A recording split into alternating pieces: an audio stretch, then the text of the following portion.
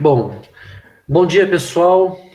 Hoje vamos dar início, então, à defesa do trabalho de dissertação de mestrado do aluno Pedro Henrique Valério de Godoy,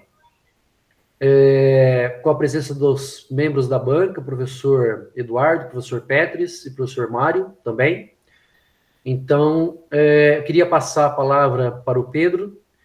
Pedro, você tem 40 minutos para fazer a sua exposição, tá joia? Fica à Tudo bem. vontade, então. Então, primeiramente, bom dia, né, a todos. Meu nome é Pedro Godoy. Eu queria agradecer muito aí o professor Eliandro, né, que tem me orientado, também os professores da banca, o professor Mário, que vai estar nos acompanhando depois ainda do trabalho. Eu vou estar apresentando aqui para todos, né, o que a gente tem trabalhado, que é a modelagem matemática da invasão biológica num domínio bidimensional através da equação telegráfica.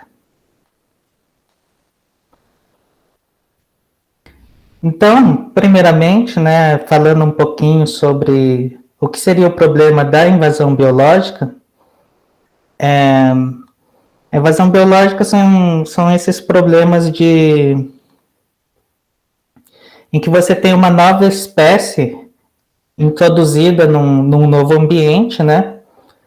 Ou uma espécie que já dominava um ambiente, ela perde o domínio sobre uma determinada parte do ambiente, e a gente quer estudar, então, como que essa espécie ela vai se expandir sobre esse novo território, seja um novo território de fato, ou seja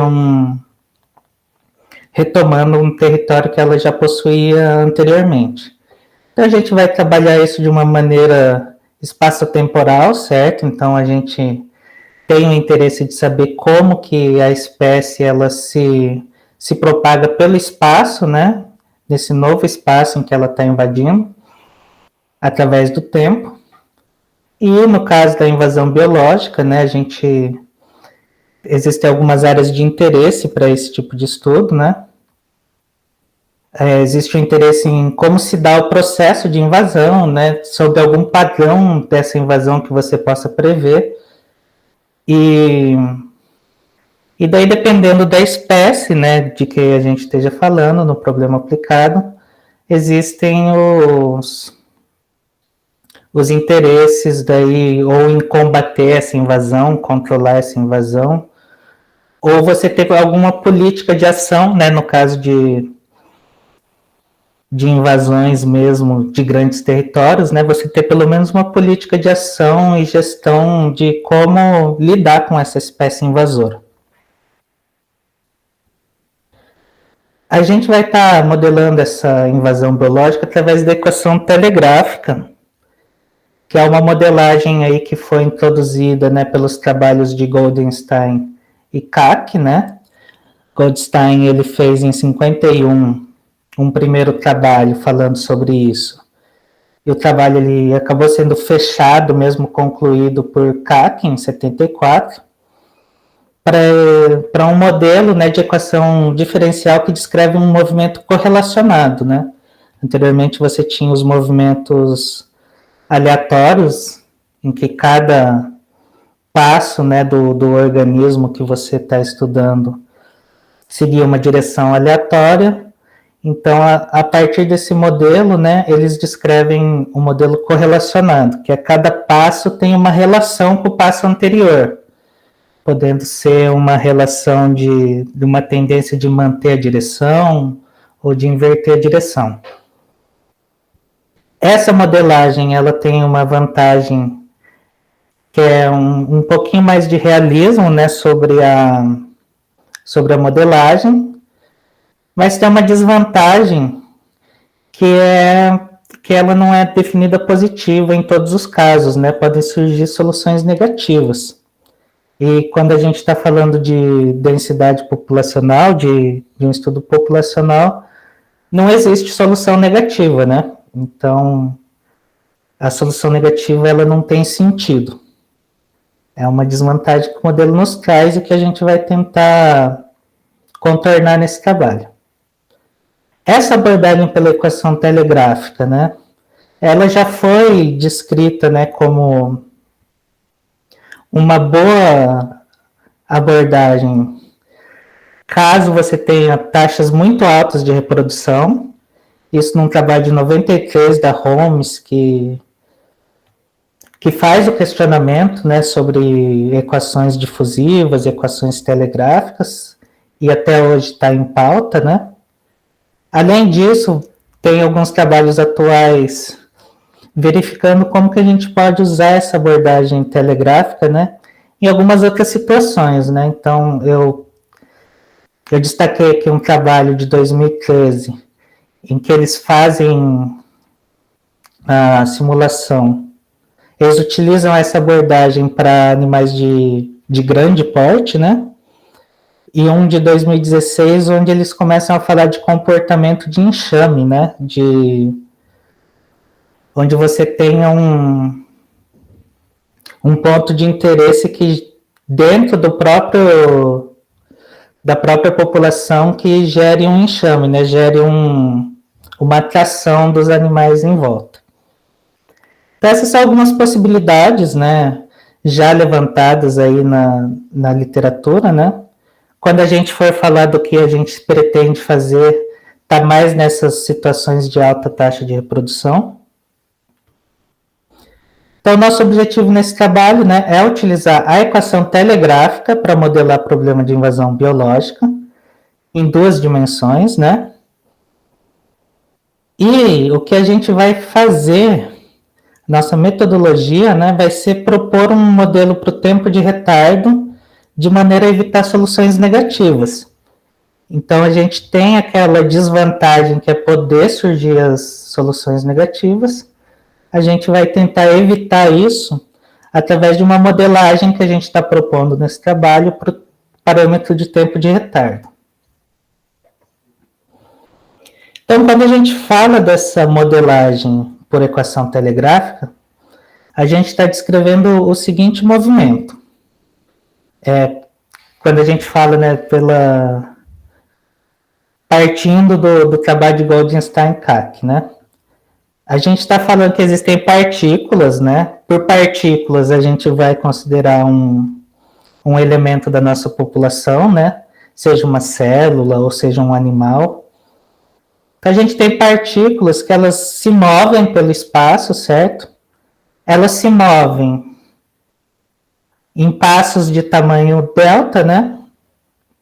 Que levam um tempo epsilon. Isso gera uma velocidade, né? Que a gente vai chamar sempre a velocidade de gama. E depois que ela dá cada passo desse, ela tem uma determinada probabilidade de inverter o movimento dela.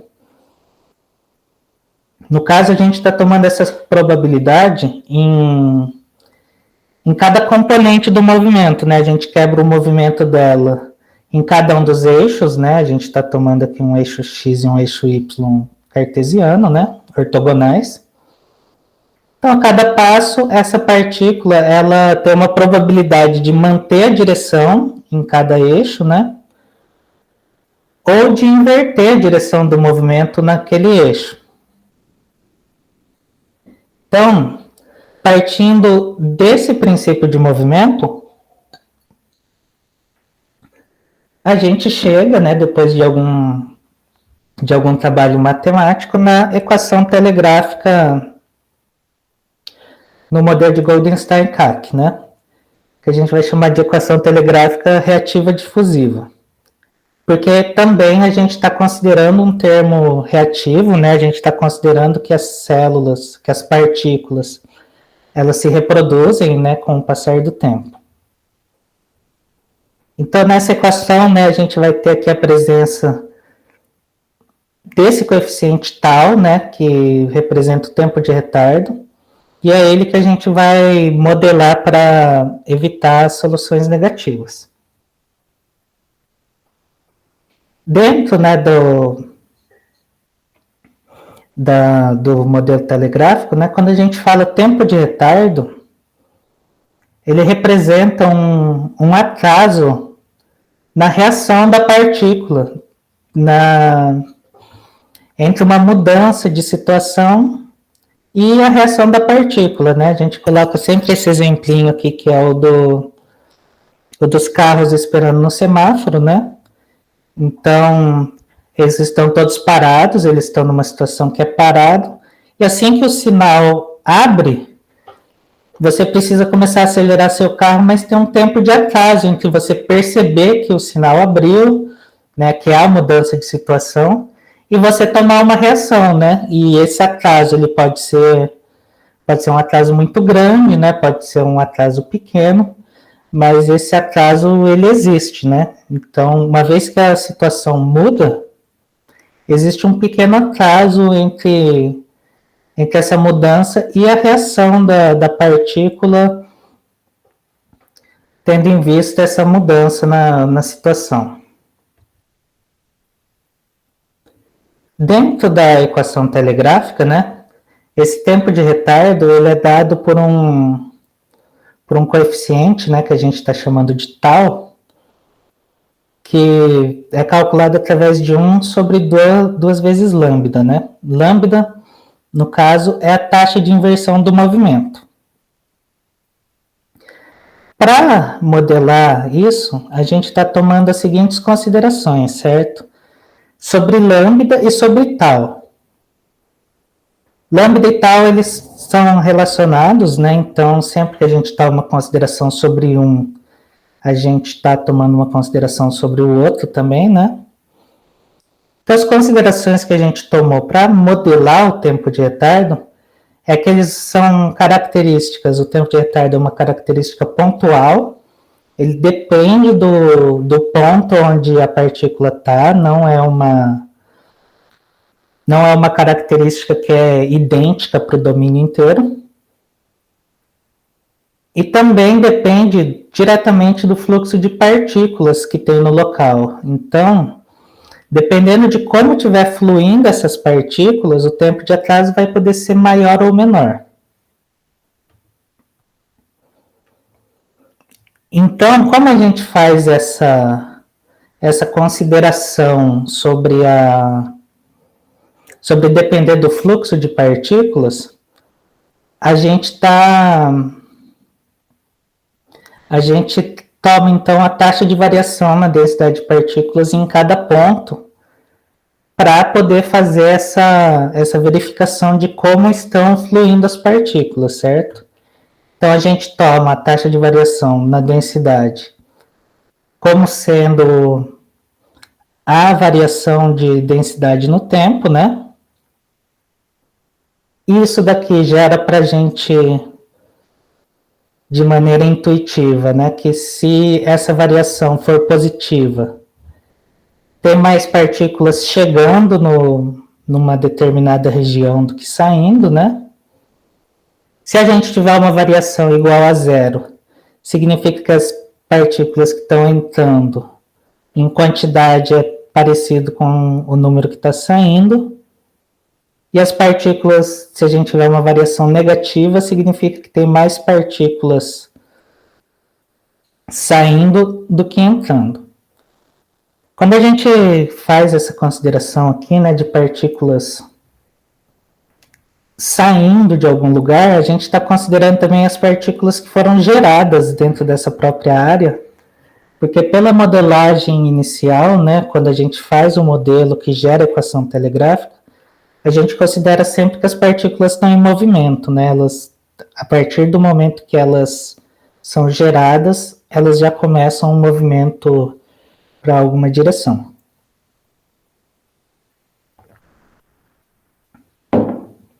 Então, uma vez que a gente tem a variação de partículas, né? A gente teria que determinar se essa variação na quantidade de partículas ela é grande ou pequena. E daí grande ou pequeno, né, é sempre uma questão matemática, né, sobre o que seria grande e o que seria pequeno, né. Então, para a gente tomar um valor de referência para isso, a gente está tomando um valor S, um valor de densidade de partículas, que a gente está chamando de S infinito, como um valor de referência. Então, a gente divide, né, o módulo da variação por esse valor de referência, para a gente definir, né, se é um valor grande ou pequeno. Dessa maneira, a gente fica com uma ideia melhor, né, de qual seria o impacto dessa variação sobre uma determinada população, certo? E daí a gente está tomando isso, né, para a taxa de inversão do movimento, né, se a partícula ela muda ou não de direção vai depender do fluxo de partículas e relativizado pelo valor de referência.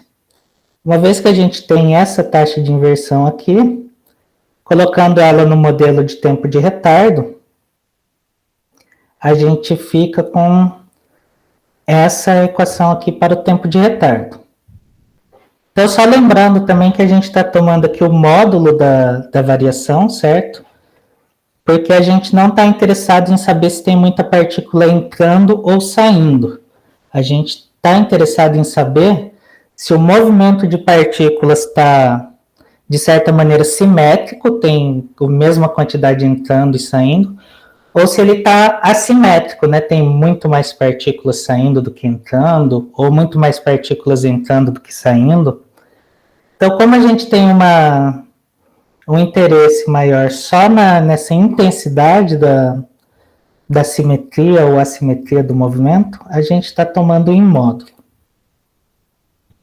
Uma vez que a gente toma isso daqui, né, como um modelo para taxa de inversão e gera, né, o modelo para o tempo de retardo, a gente tem que tomar alguns cuidados, certo, com essas divisões.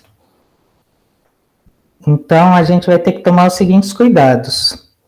A taxa de variação, ela não pode ser zero, porque, como a gente vê aqui, né, no tempo de retardo, a taxa de inversão, ela está dividindo aqui, certo? Então, se fosse zero, eu teria um problema nessa divisão. O valor S de referência também não deve ser zero, porque ele também é um valor que vai ser utilizado numa divisão.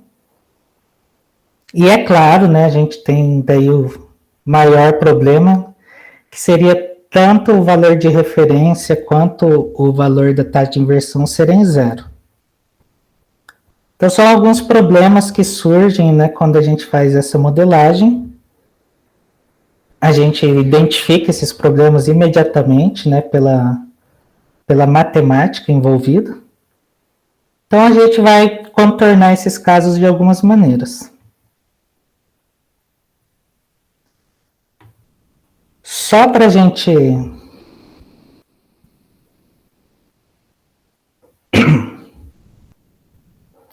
Então, só antes da gente verificar esses problemas, né, eu vou só mostrar aqui como fica o modelo, certo? A interpretação do nosso modelo. O nosso modelo, ele vai dizer o quê, então? Ele vai dizer que se a VS, né, a taxa de variação numa determinada área for muito próxima de zero, a gente vai ter uma taxa de inversão muito próxima de zero também, e por isso um tempo de retardo muito alto. Então significa que se a gente tiver um fluxo bastante simétrico, né, tem a mesma quantidade de partículas entrando e saindo, um fluxo que a gente consideraria, né, por assim dizer, como comportado. Então, nesse caso, as partículas elas vão ter pouca tendência de inverter o movimento delas. Elas vão ter uma tendência de que o fluxo está bom e ela vai continuar o movimento na direção que ela está indo. E isso gera um retardo alto, né? Se ela está com essa tendência de permanecer, se tiver uma mudança de situação, demoraria muito para ela perceber e tomar uma reação. Se a gente tiver um valor de entrada e saída, né, uma variação muito desigual, ou seja, um processo migratório para um ponto muito alto, ou emigratório muito alto, né, muita partícula saindo, pouco entrando, um fluxo muito assimétrico, ele vai gerar, então, uma tendência da partícula de alterar a direção de movimento, o que faz, ao mesmo tempo, que a partícula ela tem um tempo de retardo muito baixo. Ou seja, se a gente tem um fluxo muito assimétrico, a partícula ela vai ter uma tendência muito maior de ajustar a direção dela, de mudar de direção, e vai reagir muito mais rapidamente ao que está acontecendo em volta dela do que se o fluxo tivesse normalizado. Então, a gente tem essa interpretação para o nosso modelo, certo? Para o tempo de retardo. Ele vai depender aqui do fluxo, né, da variação. Ele depende também do S de referência, certo? O S de referência, né, a densidade de partículas de referência que a gente vai tomar, vai ser a própria densidade de partículas no ponto que a gente está tomando, certo? Mas como a gente viu anteriormente, o S infinito, né, o S de referência não pode ser zero. Então, caso a densidade seja zero no ponto que a gente está tomando, a gente vai tomar, então, a média dos pontos vizinhos, para ter uma ideia do que está acontecendo na região. A gente vai ter aqueles problemas que foram citados, né? Que o primeiro caso é a taxa de variação ser igual a zero. Isso geraria um problema para a gente. Mas vendo, né, pelas equações, a taxa de variação ela só vai ser zero se a própria variação de partículas ela for zero no tempo.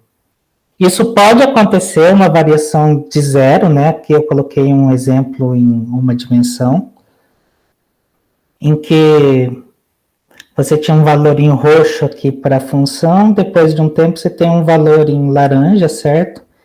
Então vai ter determinados pontos que acabam tendo essa variação zero, e nesses casos a gente está tomando, em vez de tomar a taxa de variação igual a zero, para fazer as contas a gente toma a taxa de variação próxima de zero.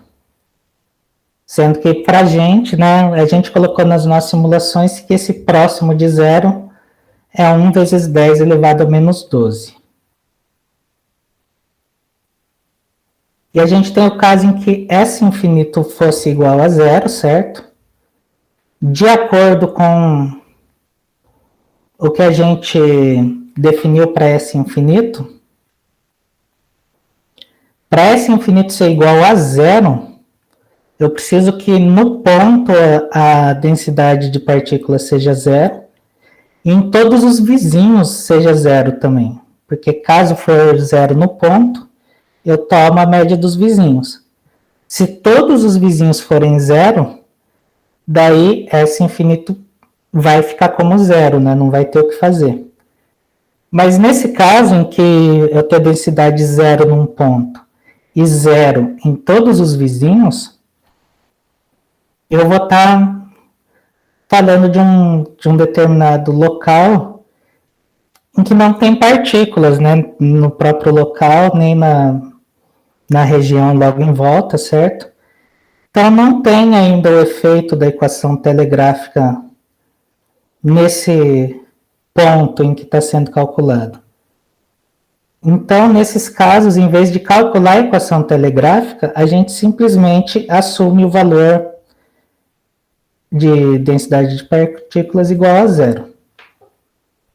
Tendo em vista que não tinha nada nem no local, nem nos vizinhos, né? Então não chegaram partículas ainda nesse ponto. E uma vez que a gente assume o valor para zero, né? A gente não calcula a equação telegráfica, então não tem problema o S infinito ser zero.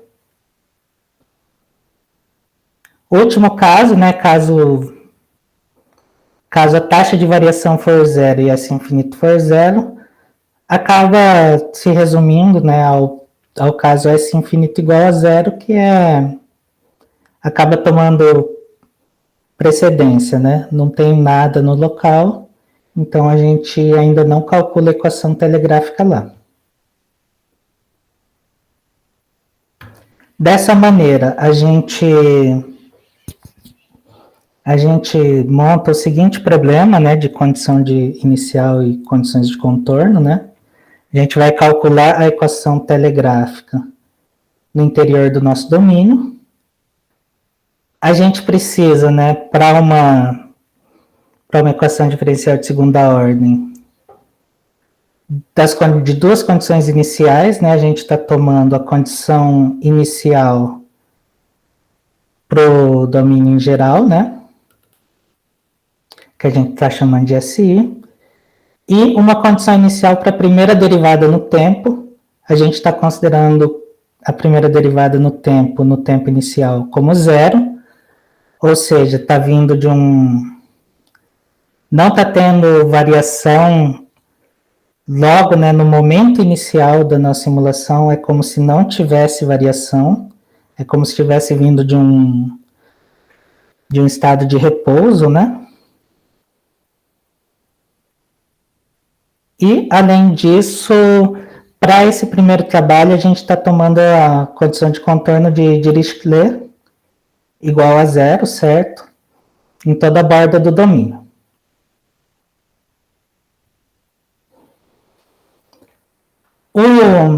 Então, né, para fazer a modelagem numérica, né, para a gente fazer a solução numérica do nosso problema, a gente discretizou o domínio, certo? A gente discretizou ele em células retangulares. A gente está tomando o valor da função S de densidade no centro de cada célula, não está sendo calculado nos nós, né? Está sendo calculado no centro.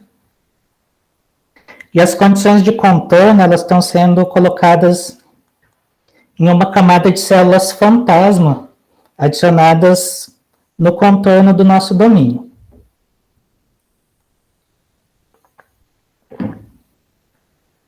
Para a equação em si, a gente está utilizando o método das diferenças finitas, né? Usando derivadas, diferenças finitas centrais para a derivada no espaço e a diferença finita atrasada para a derivada no tempo. A gente, discretizando dessa maneira, a gente vai ficar com uma equação desse tipo, certo? Isso numa forma matricial. Eu vou até avisar os professores, né, que eu não coloquei nesse formato aqui no trabalho que foi enviado, certo? Eu estou colocando aqui como uma maneira adicional de visualizar as matrizes. E a gente fica com matrizes mais ou menos nesse formato, certo? São vários blocos. Um bloco central que é mais ou menos tridimensional, né? É tridimensional o bloco central e os blocos laterais também. A gente fica com um sistema numérico um sistema de equações para resolver, certo? Como a gente está fazendo a solução computacional, a gente vai utilizar um método numérico também para resolver o sistema. E esse sistema, ele é cheio de não linearidades, né? Aqui, ó, voltando, a gente está resolvendo esse valor aqui de S, certo? Todos esses valores C, esses valores B, eles dependem do valor de S no ponto e no tempo atual, então são todos não lineares, né? A gente está utilizando, então, o método quase não linear para resolver.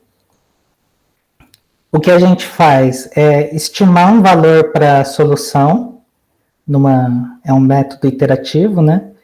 A gente estima um valor para a solução e a gente utiliza esse valor estimado também para estimar os valores das não linearidades, né? Do B, do lambda, dos termos C, que todos dependem do valor de S. Uma vez que a gente estima eles, o sistema ele se torna linear E a gente calcula, né, através de Gauss-Seidel a solução. A gente vai ter uma nova solução, um novo valor para S. E a gente repete o processo, né? A gente toma novas iterações para ir refinando esse resultado até chegar na convergência. Então, fazendo um estudo numérico, né, das soluções do método que a gente está propondo, né, e das soluções que a gente está obtendo, a gente fez um estudo numérico, certo? Comparando a equação telegráfica com a equação do calor. Então, caso a gente tenha na equação telegráfica o tal igual a zero, ela acaba se tornando a equação do calor. No caso, a gente tomando o tal igual a zero, né, e uma determinada função de crescimento também sendo igual a zero,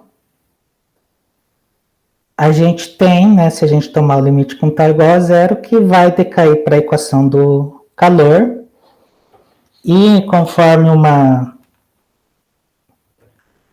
uma sugestão do professor Eduardo, né, a gente se aproveita que a equação do calor, ela já tem uma teoria muito mais sólida, né, muito mais concreta do que mais bem estabelecida, né, em termos gerais, do que a telegráfica.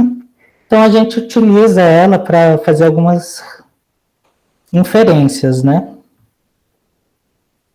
Então, se a gente tomar o tal tendendo a zero, a nossa equação analítica, ela decai para a equação do calor, e a nossa equação discreta, ela decai para um método que é para frente no tempo, né, e centrado no espaço. No nosso caso, cai para um método implícito, certo?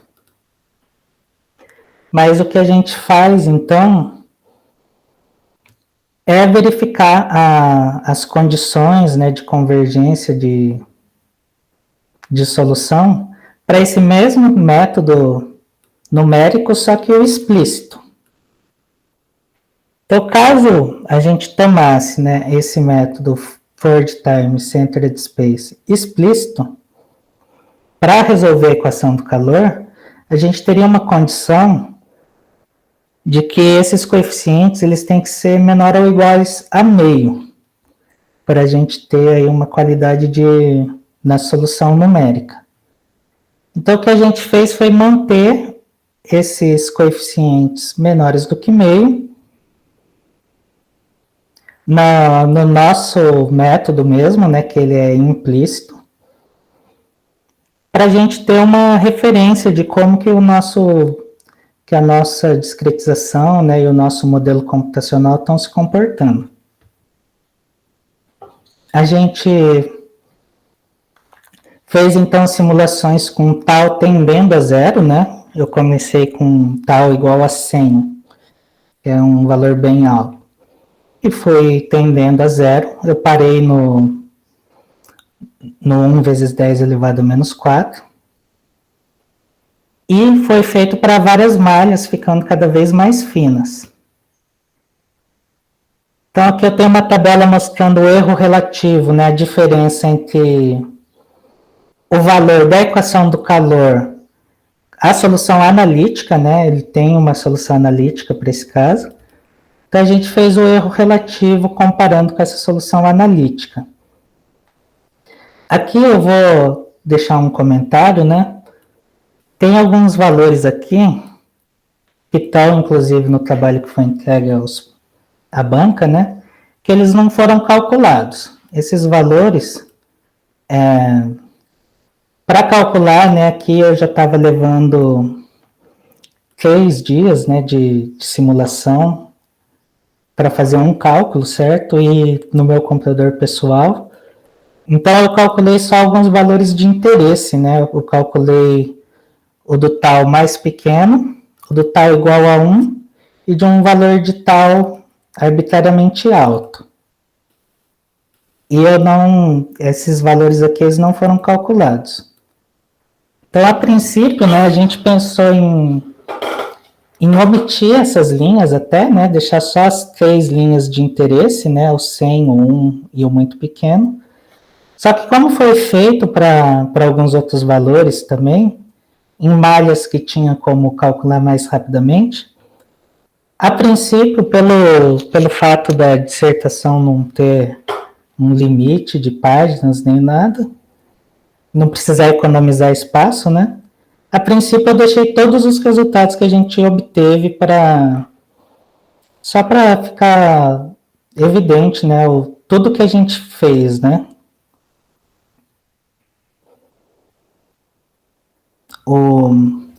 Então, a gente percebe aqui, né, que à medida que tal se aproxima de zero, o erro relativo está diminuindo, né?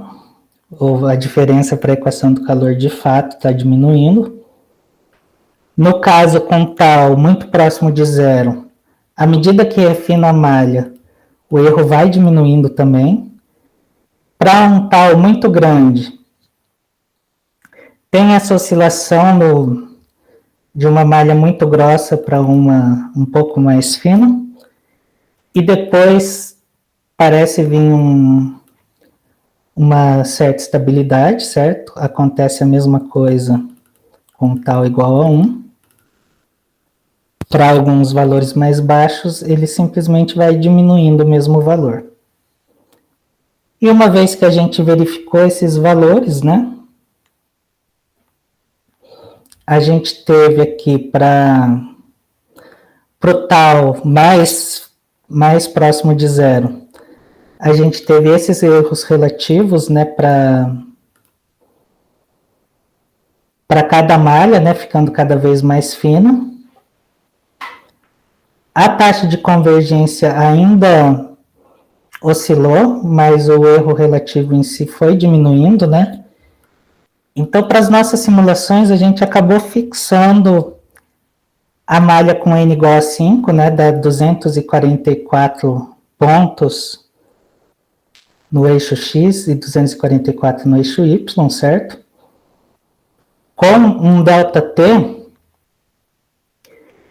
de 5 vezes 10 a menos 4, que é o que satisfaz aquele critério CFL. A gente obteve um bom resultado em relação a uma malha um pouco mais grossa, e a gente tem resultados bem parecidos aí com a equação do calor. Então, os resultados, né? Então, primeiramente, né, uma vez que a gente definiu, então, uma malha, né, um ΔT, e fez aquelas verificações, então a gente fez algumas simulações para as equações, né, tanto a equação telegráfica sem o nosso modelo, que é de interesse, né? Não tem tantos resultados assim em 2 dimensões, então a gente preferiu adicionar resultados na própria dissertação. No caso, né, se a gente tiver a equação telegráfica sem o nosso modelo, pode surgir resultados negativos, certo? Dependendo dos coeficientes. Os resultados negativos, eles param de surgir quando o tal é muito próximo de zero, né? Que é uma coisa esperada, porque muito próximo de zero está se tornando a equação do calor. E, à medida que se aproxima de zero, também esses resultados negativos, eles diminuem de intensidade, eles passam a ser muito pequenos. E uma variação só na velocidade das partículas, né, tentar fazer elas se moverem mais rápido ou mais lentamente, não consegue sozinho evitar o surgimento dos resultados negativos. Então,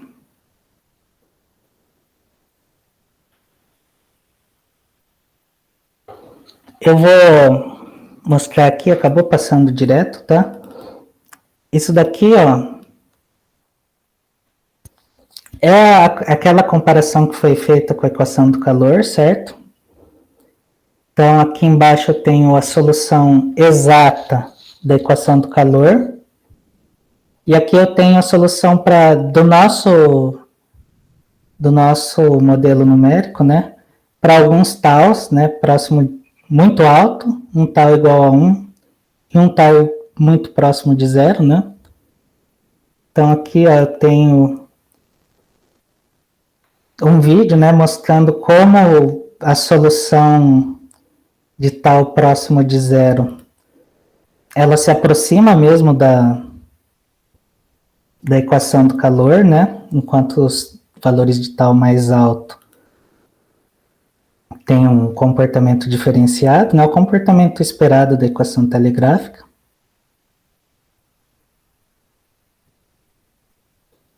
E para o nosso modelo, né? A gente obteve, uma vez que a gente coloca o nosso modelo, a gente não teve resultados negativos. Pedro, desculpa te atrapalhar.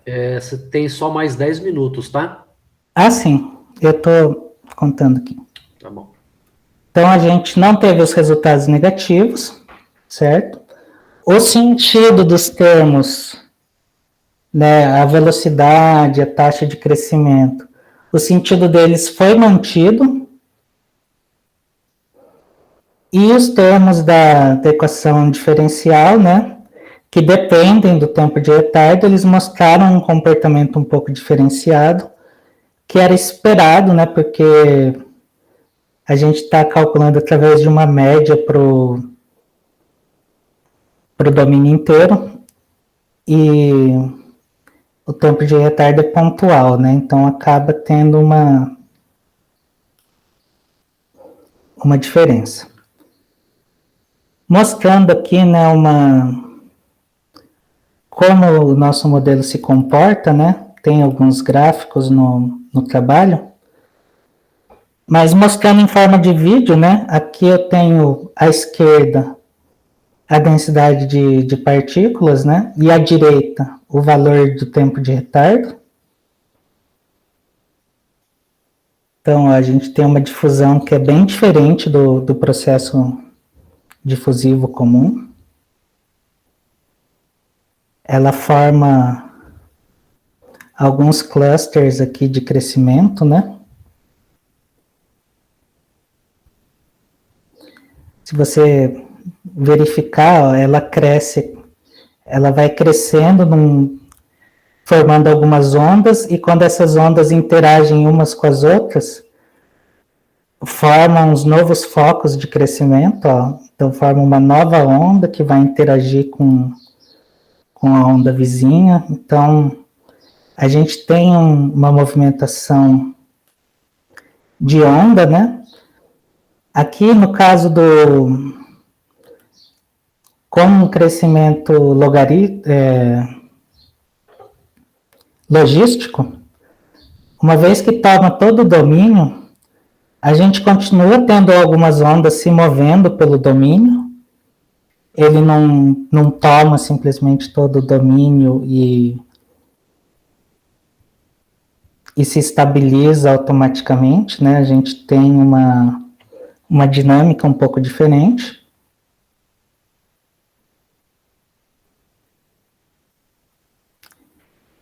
Então, a princípio, né, o que a gente buscava era não ter resultados negativos, né?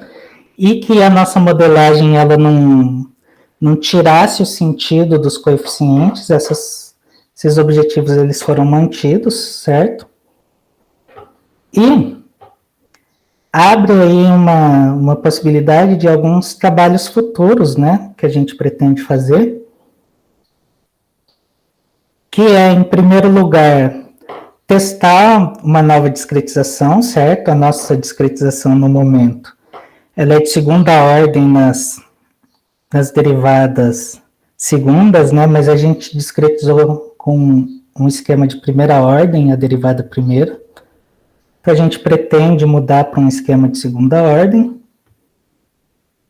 A gente pretende verificar outras condições de contorno. Esse trabalho foi feito com Dirichlet igual a 0, certo? Que é uma condição muito dura, ela é uma condição que gera muito nessas soluções negativas, então a gente testou com ela, né, e teve um bom resultado de não ter soluções negativas. Agora a gente pretende trabalhar com outras que façam um sentido biológico diferente.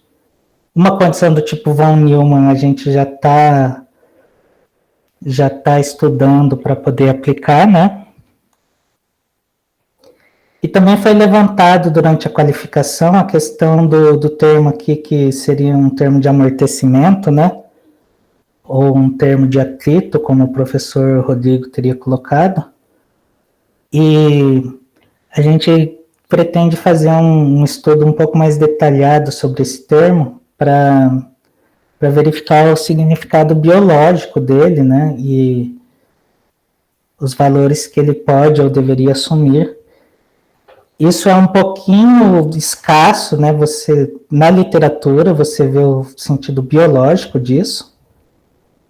Tem alguns sentidos em trabalhos relacionados à energia elétrica, né? Ao próprio telégrafo em si. Mas na biologia acaba que muito artigo suprime qualquer menção detalhada a isso. Então a gente pretende também fazer um trabalho sobre esse termo. E sobre a aplicação, né, que eu juntei do professor Mário, aplicar num problema de invasão do tipo Wound-Heiling, né, um problema de cicatrização. Nesse tipo de trabalho, você faz uma cultura celular, né, que toma todo o domínio, depois você faz um risco, né, de forma mecânica, né? Você passa aqui um instrumento, tirando as células do meio, né? Então gera uma espécie de ferida no meio.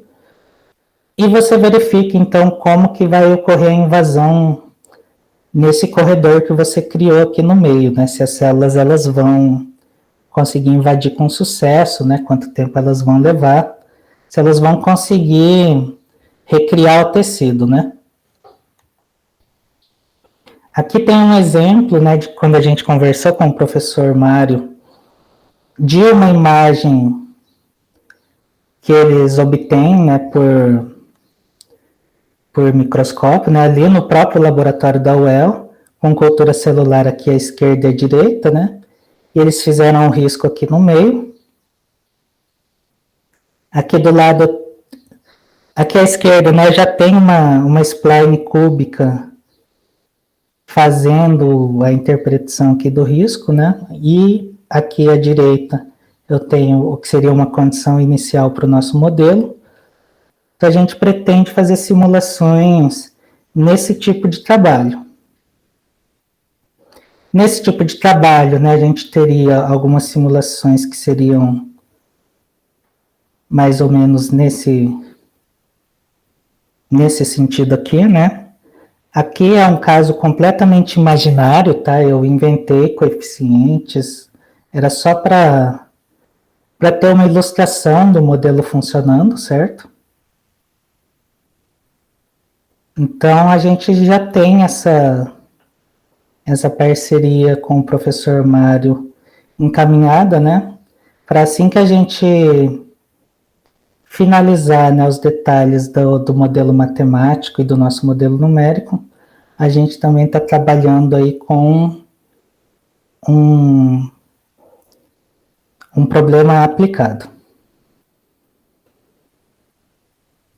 Então, esse é o nosso trabalho, né, até o momento. Queria agradecer a todos, né, por ter ouvido. E passar a palavra, então, para o professor Eliandro. Ok, obrigado pela apresentação, Pedro. Eu vou finalizar aqui a nossa gravação.